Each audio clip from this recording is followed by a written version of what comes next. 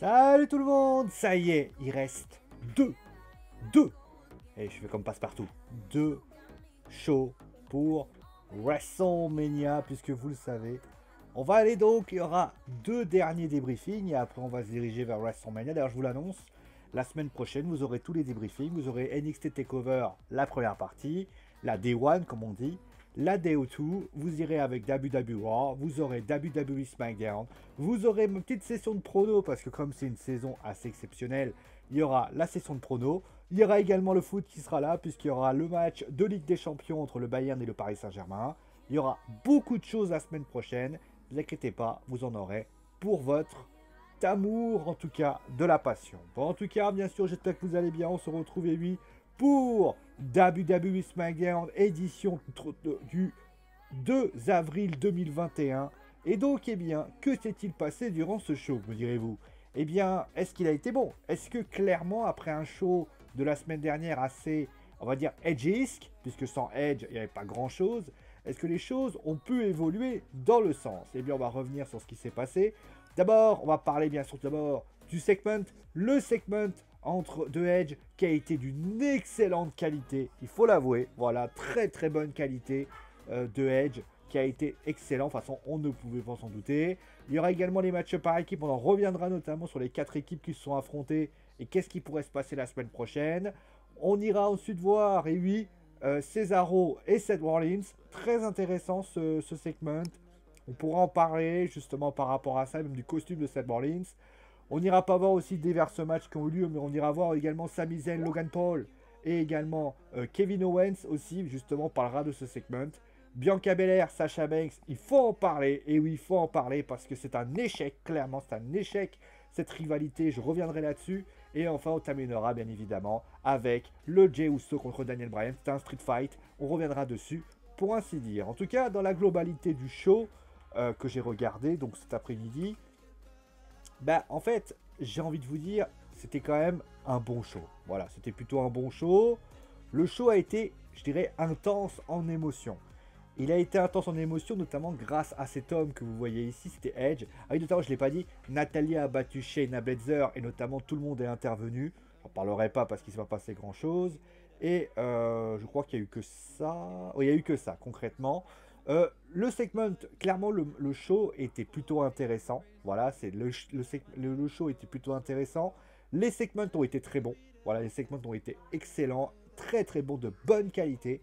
Et puis, bah, concrètement, les matchs, et ben, concrètement, à part peut-être le match entre Bianca Belair et Carmella que j'ai trouvé assez anecdotique, mais sinon, à part ça, les matchs ont quand même été intéressants. Ils ont apporté quelque chose, ils ont raconté quelque chose, et ça, c'était plutôt bien fait, même si, comme pour Raw, c'est les segments qui ont pris le devant par rapport à ça. Et justement, on va revenir sur le premier segment de la soirée, puisque c'était le segment de Edge, que j'ai trouvé extrêmement fort, parce que moi je voulais savoir comment les choses allaient être mises en place, et au final, ça a été très très bien mis en place.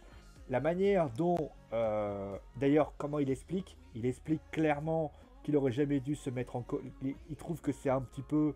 ça n'aurait pas dû arriver, mais que pour lui, il est la Retidor Superstar Edge, qu'il avait oublié ce qu'était que être un ultimate opportuniste. Il a vraiment bien mis en scène les choses, il a vraiment bien travaillé sur ce gimmick comédie qui a été excellent, clairement. Après, Edge est un excellent speecher, on n'a pas besoin d'en résumer, mais on va dire, il fallait mettre de la crédibilité à Edge, qu'elle avait peut-être perdu parce que Daniel Bryan montait en puissance. Roman était... D'ailleurs, on a vu Roman est beaucoup plus en retrait dans cette rivalité parce que Roman étant le champion, il fallait clairement qu'on remette un peu Edge dans le système. Et au final, eh ben, ça a marché. Ça a marché parce que ce qu'il dit, c'est la réalité. Et au final, moi, j'ai trouvé que c'était extrêmement bien pensé. Et notamment la dernière phrase, quand il dit, eh bien, moi, si jamais il a aimé ce qu'il a fait, il recommencera. Alors, les gens ont parlé d'un heel turn de Edge. Je suis pas totalement d'accord. Je trouve que Edge a pas fait vraiment un heel turn. Je pense que Edge est winner, c'est-à-dire que il a un côté méchant, mais c'est comme demain si vous aviez une rivalité entre un face et versus un face. Voilà, clairement. Donc je pense que Edge n'est pas heel, il est face. Et il faudrait limite que... parce que clairement, il aurait fracassé... parce que la réaction de Edge de la semaine dernière est en fait en relation notamment à ce qui s'est passé. Et notamment, rappelez-vous, la semaine dernière, il ne frappe pas Daniel Bryan tout seul. Il frappe Roman Reigns et Daniel Bryan. S'il était heel, il aurait frappé Daniel Bryan. Il aurait laissé Roman Reigns à côté. Il n'aurait rien fait du tout. Donc voilà, clairement, voilà comment ça se voit les choses par rapport à ça. En tout cas, très très bon segment. Ensuite, le match par équipe était pas mal. Voilà, le 8-man tag team match qui était assez court. Voilà, très bien. Otis qui bat les Street Profits. Étonnamment, je pensais que les Los Mysterios allaient travailler dessus. C'est bien aussi qu'ils aient gagné. Ça, c'est quelque chose d'assez intéressant. Les Alpha Academy vont affronter d'ailleurs les Dirty Dogs, c'est-à-dire Robert Roode et Dolph Ziggler. On verra comment ça va se passer, mais je sens bien que les 4 équipes vont s'affronter à WrestleMania. C'est bien, franchement, j'ai pu trouver ça assez intéressant. Match très sympathique et de bonne facture par rapport à ça. Ensuite, pour ce qui s'agit de Seth Rollins contre Cesaro. Alors, bon, on peut parler du costume de Seth Rollins qui, pour ainsi dire, est dégueulasse. Je sais pas ce qu'il a voulu faire avec ce costume, mais je n'ai pas trop compris. Voilà. Très bon segment. Très bon segment. Mais j'ai un goût d'inachevé. J'ai un goût d'inachevé parce que, en fait, je m'attendais à autre chose. Je m'attendais à autre chose parce que... voilà, on parle de ses lacunes. Moi, ce que j'aurais aimé, c'est que Seth Rollins revienne sur le fait pourquoi il voulait tellement Cesaro. Alors, il est revenu un petit peu, mais il pouvait revenir notamment sur la période où les deux étaient à la Ring of the North. Ouais, il a dit voilà, moi quand j'étais à la Ring of the North, c'est une plus grosse fédération, donc ils peuvent se permettre. La Ring of the North, à la ROH, moi je voyais ce que tu faisais, j'étais impressionné par ce que tu faisais, tu as un talent exceptionnel. Lui faire un mind game en fait. Là, c'est vrai que on est resté sur du classique. Les choses sont restées assez plats. Et au final, on se dit, voilà, il va juste le battre. Et pour lui faire montrer qu'il est inférieur à lui. Parce qu'il lui a manqué de respect. C'est trop léger. Pour moi, le heel turn de... Enfin, le côté, la gimmick heel de Seth Rollins, je la trouve ratée. Je la trouve ratée, je la trouve pas bonne.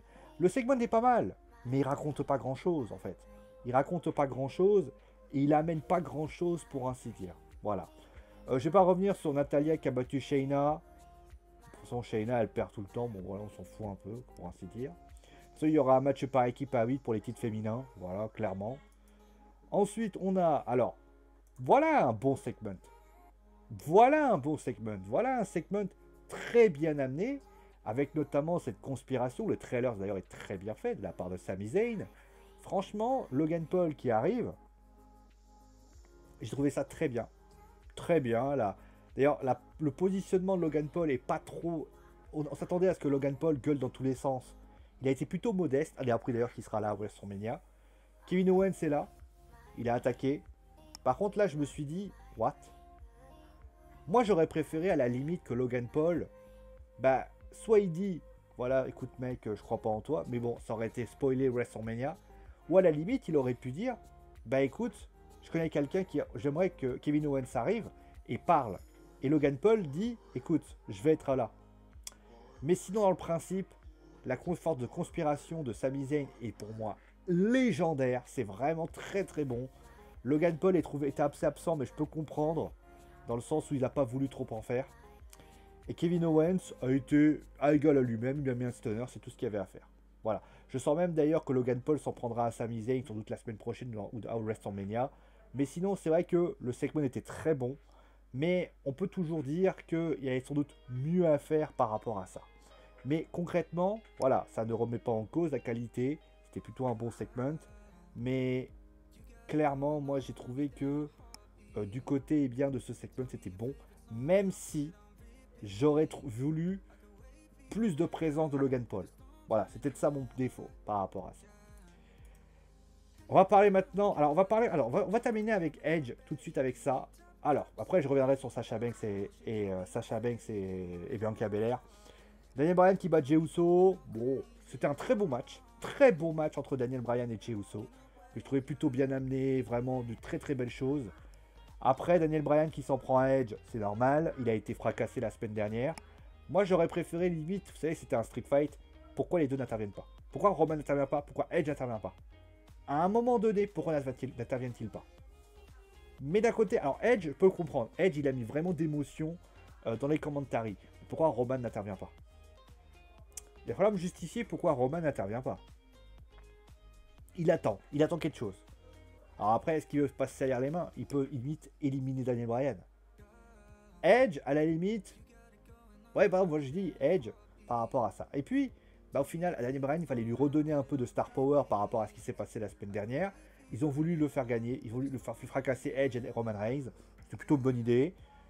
C'est pas mal, honnêtement, c'était plutôt bien amené. J'ai plutôt apprécié, le match était bon et plutôt bien fait. Et on va terminer maintenant avec, finalement, on va revenir sur l'image. Ah, cette-ci. Alors, c'est terrible quand même d'imaginer ça, c'est que quand j'étais au Royal Rumble, j'étais joasse de voir que Bianca avait remporté le Royal Rumble. J'étais très content. Et je me suis dit, on allait avoir littéralement une pluie de constellations de storyline, pour ainsi dire, à mettre en place. La morale de l'histoire, c'est que c'est un échec. C'est un échec pourquoi? Pourquoi c'est un échec, me direz-vous?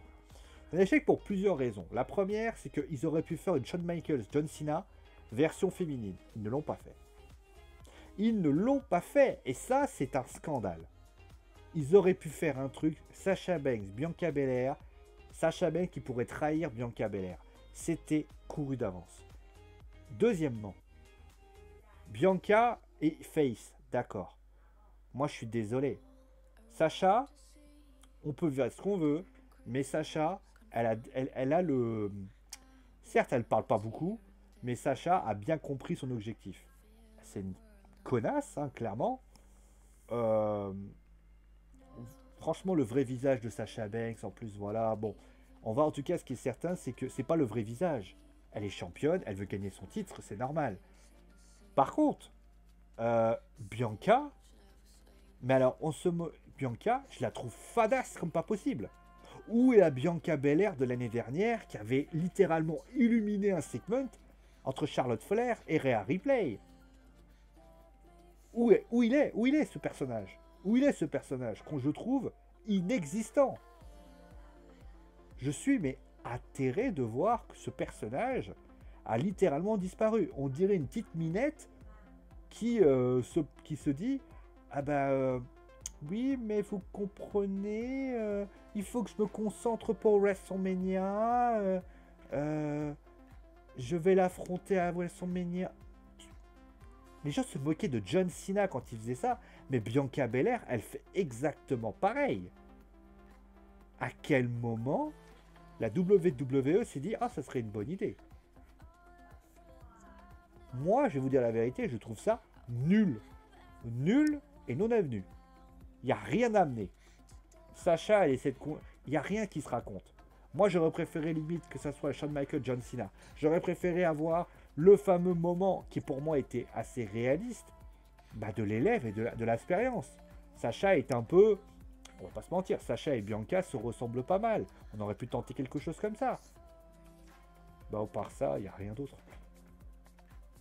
La semaine dernière, j'avais dit que Sasha Banks ressemblait à Bayley. Là, Bianca Belair, elle ressemble à John Cena. Bah, c'est bien. Ça sert à rien, en fait, tout ce que vous faites. C'est nullissime, ça n'apporte rien. Et au final, eh ben, c'est vraiment une déception, c'est vraiment une inquiétude, et je trouve que c'est nullissime ce qui a été fait. Voilà. Donc, finalement, ça se donne un... Alors, ça donne un show de SmackDown correct, plutôt intéressant, mais de vous à moi, c'est pas ouf. Et je suis étonné quand même qu'à quelques semaines de WrestleMania, le show il commence à faire ça en fait. Alors est-ce qu'il lâche pas les chevaux pour... Alors que Raw commence à grimper, Raw va mieux. Hein. Mais c'est vrai que du côté de SmackDown, à part Edge qui tient la baraque, à part Sami Zayn qui tient la baraque, peut-être Jey Uso, un peu tout ça, mais sinon, les principaux... Alors Seth Rollins, c'est un Raw, ça va être un bon match à WrestleMania, mais ça a du mal à être raconté. c'est vrai que ça manque de quelque chose. Voilà, clairement. On verra ce qui va se passer la semaine prochaine. Ça sera le SmackDown WrestleMania. On va justement voir ce qui va s'y passer. Moi, je vous souhaite bien sûr une très très bonne soirée. Portez-vous bien. Dans quelques instants, pour ceux qui suivent la vidéo, je vous rappelle qu'il y aura Lens Lyon et qu'il y aura le débriefing pour les footeux. D'ici là, portez-vous bien et vive le catch.